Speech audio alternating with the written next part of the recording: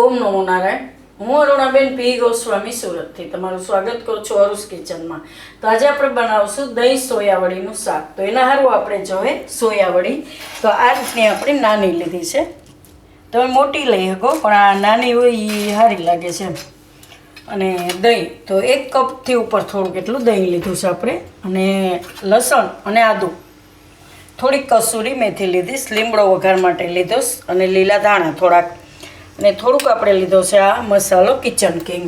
અને normal basic મસાલા જો હે હળદર, ધાણા જીરું, હિંગ, રાઈ જીરું, લાલ મરચું એ બધુંય, અને મીઠું જોવે સ્વાદ પ્રમાણે, તેલ જોવે અને પાણી જોવે, બસ આટલી જ વસ્તુ આપણે જરૂર પડશે એમ।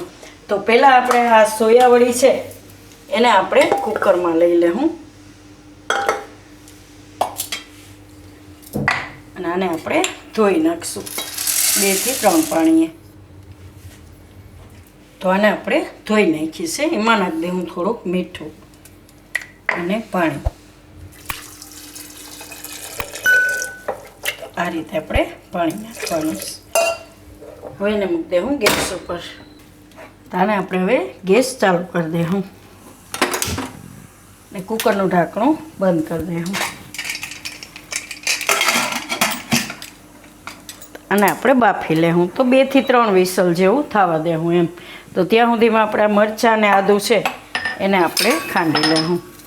તો આમાં આપણે નાખી દઉં લસણ, મરચાં નહીં સોરી લીલા મરચાં આપણે આમાં નથી નાખતા, આપણે ખાલી લાલ મરચું જ વાપરીને બનાવશું।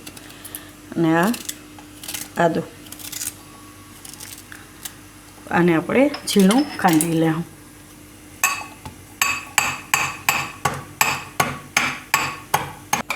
તો કુકર આપણે ઉતારી લીધું હતું, હવે ખોલીને જોઈ લઈએ।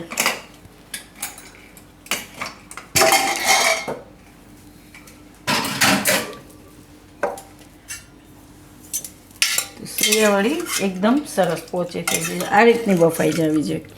તો આને આપણે કાઢી લેવું આ રીતની જાળીમાં। નીચે આપણે વાટકો રાખ્યો છે, વધારાનું પાણી એમાં નીકળી જાય। એકદમ આ રીતની ચડેલી છે ને એટલે મસ્ત એકદમ સોફ્ટ, ખાવામાં મજા આવશે।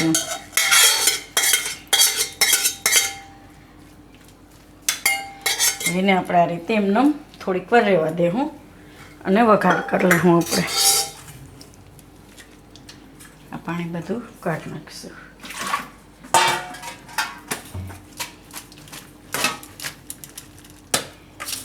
તો હવે આ કઢાઈ લીધી, ગેસ ચાલુ કરશું।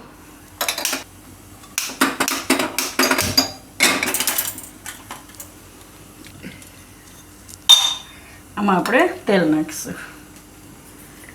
તો શાકમાં જેટલું આપણે તેલ નાખતા હોય એ પ્રમાણે તેલ નાખવાનું એમ। તો આપણે 1 મોટા ચમચા જેટલું તેલ નાખ્યું ને તેલને ગરમ થવા દેવું। તો તેલ આપણું ગરમ થઈ ગયું છે, એમાં નાખશું થોડીક રાઈ,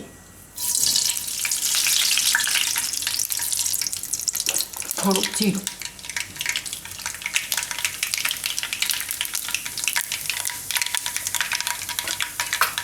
અને આપણે લસણ ને આદું,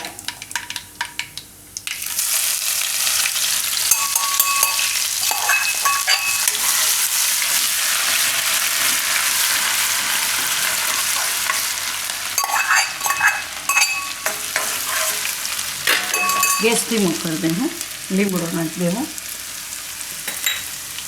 થોડીક હિંગ નાખીશું,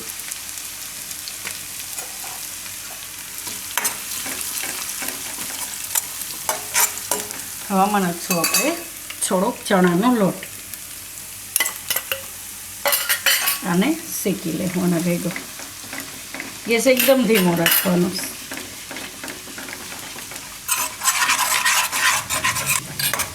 થોડોક ચણાનો લોટ નાખીને તો આપણે એમ ગ્રેવી થોડીક સરસ ઘાટી થાય એમ। હવે આમાં મસાલા નાખી દઉં, ધાણા જીરું 1 ચમચી જેટલું, થોડીક હળદર અને લાલ મરચું, તો તીખાસ પ્રમાણે તમે નાખી શકો। થોડીક આપણે કાશ્મીરી મરચું નાખીશું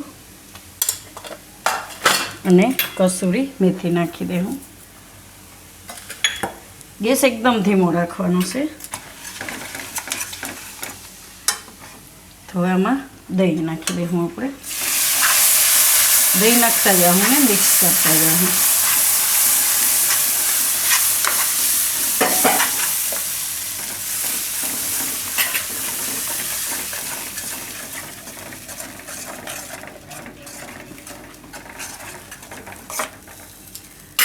મીઠું નાખી દે હું સ્વાદ પ્રમાણે, અને કિચન કિંગ મસાલો, થોડાક લીલા ધાણા.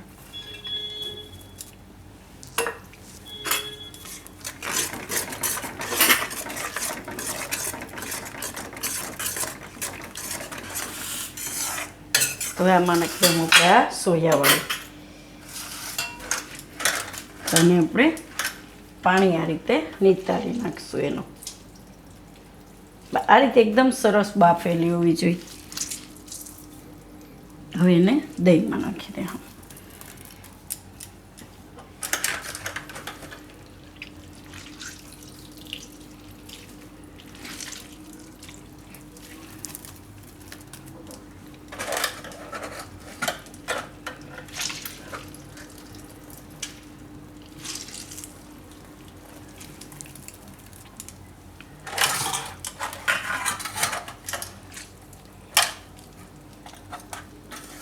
મસ્ત લાગશે આ રીતની એકદમ બફાયેલી છે.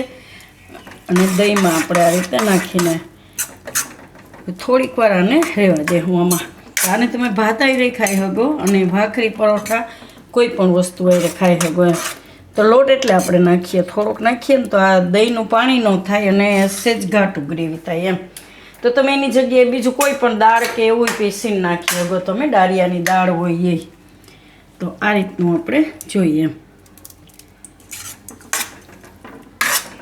પાણી આપણે સોયાવડીનું નિતારીને નાખીએ અને દહીંમાં નાખીએ એટલે એ દહીંનું પાણી પીએ એટલે એકદમ મસ્ત સ્વાદ આવશે એમ. આ રીતનું જોઈએ આપણે એમ. તો ગેસ બંધ કરી દે હું. તો આને આપણે હવે નીચે ઉતારી લે હું અને કાઢી લે હું પ્લેટમાં. તો આ રીતનું એકદમ મસ્ત લાગશે ખાવામાં.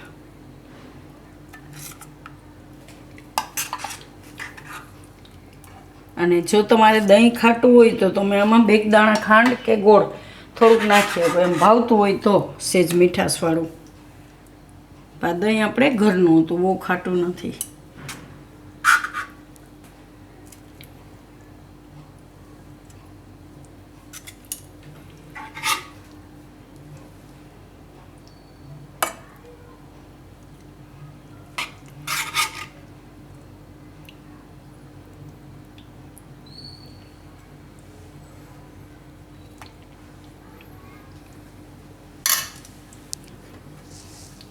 તો તૈયાર છે આપણું દહીં ને સોયાવડીનું શાક. તો જો તમને મારી આ રેસીપી પસંદ આવી હોય તો એને લાઈક કરજો, શેર કરજો, અને મારી ચેનલને સબસ્ક્રાઈબ કરજો, અને બેલ આઇકન દબાવવાનું ના ભૂલતા. કમેન્ટ કરીને કહેજો કે તમને કેવું લાગ્યું આ દહીં સોયાવડીનું શાક.